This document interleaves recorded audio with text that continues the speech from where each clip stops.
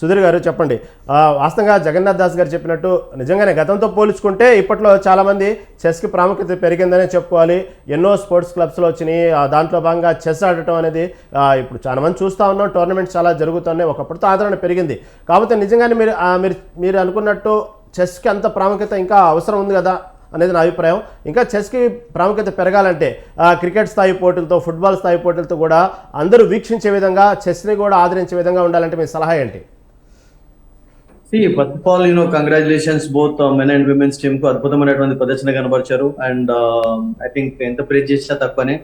Absolutely no doubt. Expert చెప్పినట్టుగా chess కు ఇండియాలో చాలా మంచి రిచ్ హిస్టరీ ఉందండి. అంటే ఈవెన్ మనం ఎప్పుడు కూడా అంటే విశ్వనాథ్ ఆనంద్ విషయం మాట్లాడుతుంటాం కానీ, బట్ అంతకంటే ముందు జనరేషన్ లో కూడా ఈవెన్ ప్లేయర్స్ లైక్ దిబేందు బారువా చాలా చాలా పాపులర్. అసలు యాక్చువల్ గా విశ్వనాథ్ ఆనంద్ కంటే కూడా చాలా గొప్ప ప్లేయర్ అని చెప్తూ ఉండేవారు. ఐ స్టిల్ రిమెంబర్ ఒక ఆర్టికల్ స్పోర్ట్స్ స్టార్ లో Dibyendu Barua when he was just 3 years old, actually వాళ్ళ ఫాదర్ చెస్ ఆడుతున్నప్పుడు అతన్ని చూస్తూ ఉన్నాడట. And father actually made an error. తప్పు చేసిన తర్వాత ఫాదర్ నువ్వు తప్పు చేసావు అంటే యాక్చువల్ గా ఈ క్లాప్డ్ హిమ్. ఎందుకంటే చిన్న పిల్లవాడికి అతనికి ఏం చేస్తుంది తెలుసు అనుకున్నాడు. But after what happened actually his father last that game also. And ఆ తర్వాత దిబేందు బారువాలో ఉన్నటువంటి క్వాలిటీస్ అతను గుర్తించి అతన్ని ఎంకరేజ్ చేయడం తోటి ఒక గొప్ప ప్లేయర్ అన్నాడు. We all know that of course Viswanath Anand లాగా పేరు తెచ్చుకోకపోయినప్పటికీ కూడా అటువంటి ప్లేయర్స్ చాలా మంది ఉన్నారు. అండ్ ఆంధ్రప్రదేశ్ కు ఇంతకుముందు ఎక్స్పర్ట్ చెప్పినట్టుగా హరికృష్ణ కానివ్వండి అండ్ హంపి, హరిక, ఈ ముగ్గురు చాలా చాలా మంచి పేరు తీసుకొని వచ్చారు. అండ్ ఇప్పుడు చూడండి 60+70 అరౌండ్ గ్రాండ్ మాస్టర్స్ ఇండియాలో ఉన్నారు అంటే పాపులారిటీ మనకు తెలుస్తుంది. అంటే గతంలో ఓన్లీ యూరోపియన్ కంట్రీస్ డామినేట్ చేసేవి, అమెరికా డామినేట్ చేసేది అన్న దాని నుంచి ఏషియన్ కంట్రీస్ కూడా డామినేట్ చేస్తూ వచ్చాయి. చైనీస్ 18 లో వాళ్ళు గోల్డ్ మెడల్ సంపాదించారు, 22 లో వాళ్ళు పార్టిసిపేట్ చేయలేదు. అండ్ ఈ సంవత్సరం కూడా చాలా టాప్ ఆపోనెంట్స్ గా నిలిచారు.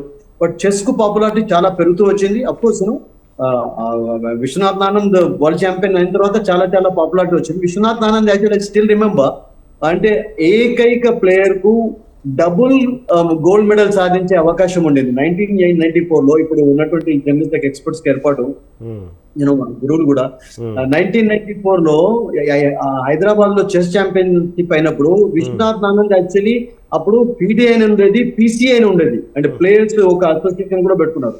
And Viswanath Anand actually had the opportunity to make it to the finals in both category. అంటే పిసిఐ ఫైనల్ కు వెళ్ళాడు, తర్వాత పీటీఐ లో ఫైనల్. అండ్ డబుల్ వరల్డ్ ఛాంపియన్ అయ్యే ఛాన్స్ అప్పుడే ఉండింది అతనికి. ఆ తర్వాత అయ్యాడు అంటే that's history of course. But అప్పుడే అతను ఆ అవకాశాన్ని కోల్పోయినాడు అసలు.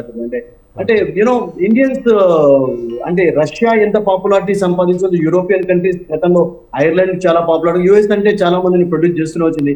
సో అంత పాపులారిటీ ఇండియా సంపాదిస్తూ వచ్చిందంటే వీళ్ళందరినీ మనం ఎంత మెచ్చుకున్న తక్కువనే. అండ్ ఇప్పుడున్నటువంటి టీమ్స్ లో చాలా మంది యంగ్స్టర్స్ తెలుగు వాళ్ళు ఉండడం మనం గర్వించదగినటువంటి విషయం. And that just imagine 7,000+ matches అయితే 1,800 ప్లేయర్స్ పార్టిసిపేట్ చేశారు. అందులో అంత టఫ్ కాంపిటీషన్ లో నిలిచి 2 గోల్డ్స్ సాధించారంటే దాన్ని ఎంత అప్రిషియేట్ చేసిన తక్కువనే. Future is bright, no doubt about it. Actually ఇంతకుముందు ఎక్స్ప్లెయిన్ చెప్పినట్టుగా కొంచెం చెస్ కు మరొకసారి ఓల్డెన్ గోల్డ్ డేస్ రావాలి. ఎందుకంటే గతంలో ఆంధ్రప్రదేశ్ లో ముఖ్యంగా అంటే తెలంగాణ ఆంధ్రప్రదేశ్ కలిసి ఉన్నప్పుడు lot of tournaments use to be held. Actually ఇక్కడ చాలా వరల్డ్ ఛాంపియన్షిప్స్ అయినాయి, వరల్డ్ ఛాంపియన్షిప్ సెమీఫైనల్స్ అయ్యాయి, ఫైనల్స్ అయ్యాయి. ముఖ్యంగా Hyderabad use to be hub of chess. ఇప్పుడు ఎలా బ్యాడ్మింటన్ కు చెస్ ఎలా హబ్ అయిపోయిందో అలా గతంలో అంత చెస్ కు పాపులారిటీ ఉండేది. సో అటువంటి రోజులు మళ్ళీ బ్యాక్ రావాలని మనం కోరుకోవాలి. ఎందుకంటే players like Harika and Harikrishna still playing well actually.